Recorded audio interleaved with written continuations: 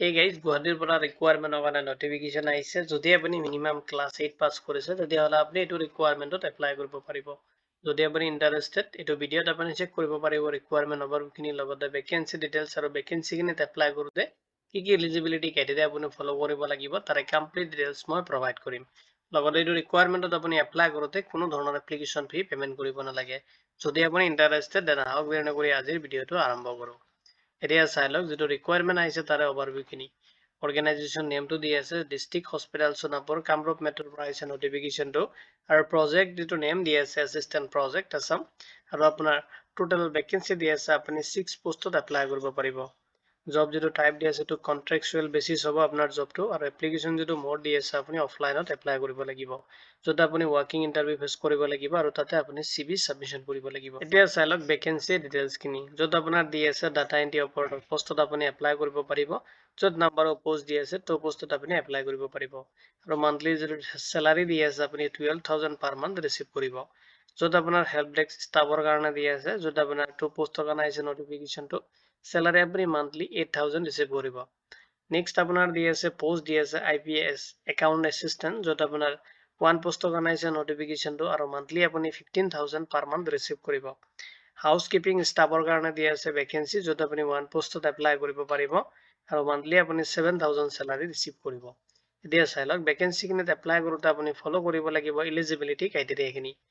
য'ত আপুনি data entry operator পোষ্টত যদি আপুনি এপ্লাই কৰি আছে তো আপোনাৰ গ্ৰেজুৱেট ডিগ্ৰীটো কমপ্লিট কৰিব লাগিব এনে ষ্ট্ৰীমৰ পৰা আপুনি আৰু যিকোনো ৰেকগনাইজ ইউনিভাৰ্চিটিৰ পৰা আপোনাৰ কোৰ্চটো কমপ্লিট কৰিব লাগিব।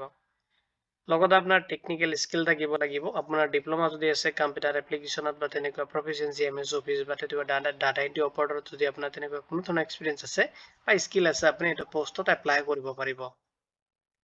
নেক্সট আপোনাৰ পোষ্ট যিটো দি আছে হেল্প ডেস্ক ষ্টাফৰ কাৰণে য'ত আপুনি এডুকেশ্যনেল বিচাৰিছে আপুনি যদি হায়াৰ ছেকেণ্ডাৰীটো কোৱালিফাইড কৰিছে যিকোনো ৰেকগনাইজ বৰ্ডৰ পৰা দেন আপুনি এপ্লাই কৰিব পাৰিব। স্কিল ৰিকুৱায়াৰ হ'ব আপোনাৰ এক্সেলেণ্ট যিটো কমিউনিকেশ্যন স্কিল থাকিব লাগিব লগতে আপোনাৰ বেছিক কম্পিউটাৰ নলেজ থাকিব লাগিব। যদি আপুনি IPI একাউণ্ট এছিষ্টেণ্ট পোষ্টত এপ্লাই কৰি আছে দেন আপোনাৰ তাতে গ্ৰেজুৱেট ডিগ্ৰীটো কমপ্লিট কৰিব লাগিব আৰু কমাৰ্চৰ পৰা আপুনি কমপ্লিট কৰিব লাগিব আৰু যিকোনো ৰেকগনাইজ ইউনিভাৰ্চিটিৰ পৰা আপোনাৰ ডিগ্ৰীটো কমপ্লিট কৰিব লাগিব তেতিয়াহ'লে এপ্লাই কৰিব পাৰিব। লগতে বিচাৰিছে এক্সপিৰিয়েঞ্চ মিনিমাম আপোনাৰ 3 ইয়াৰ্ছ এক্সপিৰিয়েঞ্চ বিচাৰিছে পোষ্ট কোৱালিফিকেশ্যন এক্সপিৰিয়েঞ্চ তেনেকুৱা ৰিলেটেড ফাইনেন্স বা তেনেকুৱা একাউণ্টিং ফিল্ডৰ পৰা আপুনি যদি মানে তেনেকুৱা এক্সপিৰিয়েঞ্চ কাম কৰিছে দেন আপুনি এইটো পোষ্টত এপ্লাই কৰিব পাৰিব। স্কিল ৰিকুৱায়াৰ হ'ব আপোনাৰ ৱৰ্কিং নলেজ থাকিব লাগিব টেলি MS অফিচ এক্সেল লগতে আপোনাৰ ষ্টাৰ্টিং যিটো একাউণ্টিং প্ৰচিডিউৰ থাকে সেইখিনি আপোনাৰ নলেজ স্কিল বিচাৰিছে। যদি আপুনি হাউচ কিপিং যিটো ষ্টাফ আছে তাতে এপ্লাই কৰে তাতে আপোনাৰ মিনিমাম যিটো ক্লাছ দি আছে এইটো যদি কোৱালিফাইড হয় বা 8 পাছ কৰিছে আপুনি এপ্লাই কৰিব পাৰিব আৰু যদি আপোনাৰ প্ৰেফাৰেঞ্চটো বেছিকৈ হ'ব যদি আপোনাৰ তেনেকুৱা কোনো ধৰণৰ হাউচ কিপিঙৰ এক্সপিৰিয়েঞ্চ আছে। এতিয়া চাই লওক selection process and interview venue. যদি আপুনি ইণ্টাৰেষ্টেড হয় যিটো চিলেকশ্যন প্ৰচেছ দি আছে আপোনাৰ ইণ্টাৰভিউৰ ওপৰত বেছ কৰি কিনে হ'ব যিটো আপোনাৰ ৱৰ্কিং ইণ্টাৰভিউৰ যিটো পাৰফৰ্মেঞ্চ থাকিব এণ্ড আপোনাৰ ডকুমেণ্টছ ভেৰিফিকেশ্যন ইয়াৰ ওপৰত বেছ কৰি কিনে আপোনাক চিলেক্ট কৰা হ'ব।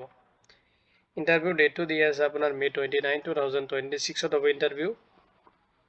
ৰিপৰ্টিং যিটো টাইম দি আছে 10:30 AM আপুনি 10:30 AM আগতে আপুনি তাতে ৰিপৰ্ট কৰিব লাগিব।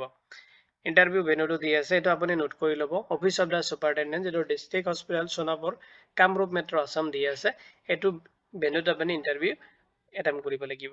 কেনেকৈ এপ্লাই কৰিব যদি আপুনি ইণ্টাৰেষ্টেড আৰু ইলিজিবিলিটি ক্ৰাইটেৰিয়াটো ফ'ল' কৰি আছে দেন আপুনি ফাৰ্ষ্টত এটা CV আপডেট কৰি ল'ব লাগিব আৰু এইটো CV আপুনি যাই কিনে ছাবমিট কৰি থৈ আহিব হস্পিটেলত য'ত আপোনাৰ ড্ৰপ বক্স আছে তাতে আপুনি বা ছুপাৰিনটেণ্ডেণ্ট যিটো আছে তাতে আপুনি ছাবমিট কৰিব লাগিব আৰু ছাবমিশ্যনৰ যিটো ডেট দি আছে সেইটো আপোনাৰ 10:30 AM পৰা 4 PM লৈ কিনে হ'ব আৰু ফাইনেল যিটো ছাবমিশ্যনৰ ডেট দিয়া আছে May 27, 2026 লৈ কিনে লাষ্ট আপোনাৰ CVটোত আপুনি ড্ৰপ বক্সত ছাবমিট কৰিব পাৰিব বা ছুপাৰিনটেণ্ডেণ্টৰ তাত।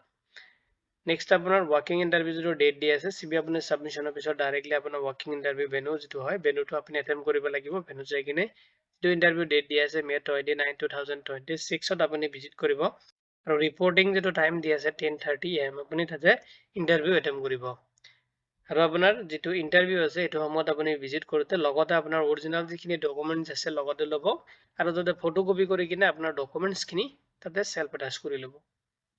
ইম্পৰ্টেণ্ট লিংক এইটো ভিডিঅ'ৰ ডেছক্ৰিপশ্যনত আপুনি চেক কৰিলে পাই যাব।